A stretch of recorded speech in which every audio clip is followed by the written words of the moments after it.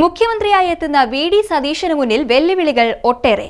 സതീശനെ സ്വാഗതം ചെയ്ത് കെ.സി. വേണുഗോപാൽ, അമർഷം പരസ്യമാക്കി രമേശ് ചെന്നിത്തല. വി.ഡി. സതീശനെ എതിർത്ത സാമുദായിക നേതാക്കൾക്ക് കനത്ത തിരിച്ചടി. പ്രതിപക്ഷ കക്ഷികൾക്കൊപ്പം സ്വന്തം പാർട്ടിയിലെ എം.എൽ.എമാരും പാരപണിയാനുള്ള സാധ്യതകൾ ഒട്ടേറെ.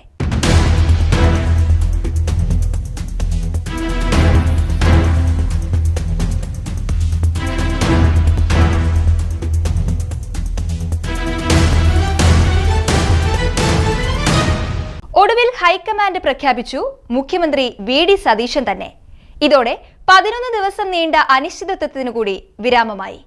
കേരളത്തിന്റെ ചുമതലയുള്ള എ.ഐ.സി.സി ജനറൽ സെക്രട്ടറി ദീപാദാസ് മുൻഷി, നിരീക്ഷകരായ അജയ് മാക്കൻ, മുകുൾ വാസ്നിക്, ജയറാം രമേശ് എന്നിവരാണ് ഹൈക്കമാൻഡിന്റെ തീരുമാനം മാധ്യമങ്ങളെ അറിയിച്ചത്. ചരിത്ര നേട്ടം കൈവരിച്ച് അധികാരത്തിലെത്തിയെങ്കിലും മുഖ്യമന്ത്രി സ്ഥാനം സംബന്ധിച്ച വ്യക്തമായ തീരുമാനം കൈക്കൊള്ളാതെ ദിവസങ്ങളോളമാണ് കോൺഗ്രസ് നേതൃത്വം വിഷമിച്ചത്. കഴിഞ്ഞ തെരഞ്ഞെടുപ്പിന് നേതൃത്വം നൽകി ഉജ്ജ്വല വിജയം സമ്മാനിച്ച വി.ഡി. സതീശൻ തന്നെ മുഖ്യമന്ത്രിയാകണമെന്നായിരുന്നു ബഹുഭൂരിഭാഗം യു.ഡി.എഫ് പ്രവർത്തകരുടെയും പൊതുവികാരം. എന്നാൽ മുഖ്യമന്ത്രി മോഹവുമായി കെ.സി. വേണുഗോപാലും രമേശ് ചെന്നിത്തലയും രംഗത്തെത്തിയതോടെ അന്തരീക്ഷം കലങ്ങിമറിഞ്ഞു. എം.എൽ.എമാരിൽ ഭൂരിഭാഗവും കെ.സി. വേണുഗോപാൽ ഗ്രൂപ്പിന് ഒപ്പം നിന്നതോടെ വി.ഡി. സതീശന് തിരിച്ചടിയായി. അണികൾ ചേരിതിരിഞ്ഞ് തെരുവിലിറങ്ങി. കാര്യങ്ങൾ പിടിവിട്ട് നാണക്കേടിലായി. ഒടുവിൽ സതീശനെ തന്നെ മുഖ്യമന്ത്രിയായി ഹൈക്കമാൻഡിന് പ്രഖ്യാപിക്കേണ്ടി വന്നു. കടുത്ത അസംതൃപ്തിയുണ്ടെങ്കിലും ഹൈക്കമാൻഡിന്റെ തീരുമാനത്തെ അംഗീകരിക്കുന്നതായും വി.ഡി. സതീശന് എല്ലാ പിന്തുണയും നൽകുന്നുവെന്നായിരുന്നു കെ.സി. വേണുഗോപാലിന്റെ ആദ്യ പ്രതികരണം. അതേസമയം മുഖ്യമന്ത്രി സ്ഥാനത്ത് നിന്നും തന്നെ അവഗണിച്ചതിൽ ശക്തമായ പ്രതിഷേധമാണ് രമേശ് ചെന്നിത്തലയ്ക്കുള്ളത്. തലസ്ഥാനത്തെ ആഹ്ലാദ പരിപാടികളിൽ പങ്കെടുക്കാതെ വിട്ടുനിൽക്കുകയാണ്. തെരഞ്ഞെടുക്കപ്പെട്ട ജനപ്രതിനിധികളുടെ യോഗത്തിലും അദ്ദേഹം പങ്കെടുക്കുന്നില്ല. വി.ഡി. സതീശൻ മന്ത്രിസഭയിൽ അദ്ദേഹം മന്ത്രിയാകുമോ എന്നത് സംബന്ധിച്ചും തർക്കങ്ങൾ നിലനിൽക്കുന്നുണ്ട്. സംസ്ഥാന കോൺഗ്രസിന്റെ ചരിത്രത്തിൽ ആദ്യമായി നാടകീയമായ ഒട്ടേറെ അടിയൊഴുക്കുകൾക്കാണ് കേരള രാഷ്ട്രീയം സാക്ഷ്യം വഹിച്ചത്. പ്രതിപക്ഷ നേതാവ് വി.ഡി. സതീശനോടൊപ്പം നിലയുറപ്പിച്ചിരുന്ന കെ.പി.സി.സി പ്രസിഡന്റ് സണ്ണി ജോസഫ് പോലും കെ.സി. വേണുഗോപാൽ പക്ഷത്തേക്ക് മാറിയ കാഴ്ചയും ഞെട്ടിപ്പിക്കുന്നതായിരുന്നു. ഒപ്പം നിന്നവർ പാലം വലിച്ചിട്ടും ഒടുവിൽ കസേര വി.ഡി. സതീശനൊപ്പം നിലയുറപ്പിക്കുക തന്നെ ചെയ്തു.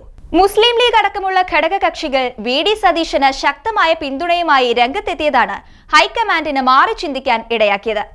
സതീശൻ മുഖ്യമന്ത്രി ആയില്ലെങ്കിൽ മന്ത്രിസഭയിൽ പങ്കുചേരണോ എന്ന് മാറി ചിന്തിക്കേണ്ടി വരും എന്നുവരെ ലീഗ് നേതാക്കൾക്ക് പ്രതികരിക്കേണ്ടി വന്നു.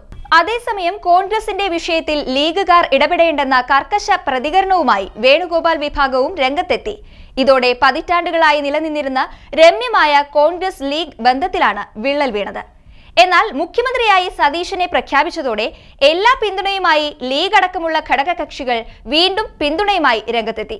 തങ്ങൾ ടീം യു.ഡി.എഫ് തന്നെയെന്ന് പ്രഖ്യാപിച്ചു. വി.ഡി. സതീശൻ മുഖ്യമന്ത്രിയാകാതിരിക്കാൻ വിവിധ സാമുദായിക സംഘടനാ നേതൃത്വം രംഗത്ത് വന്നതും കാണാതിരിക്കാനാവില്ല.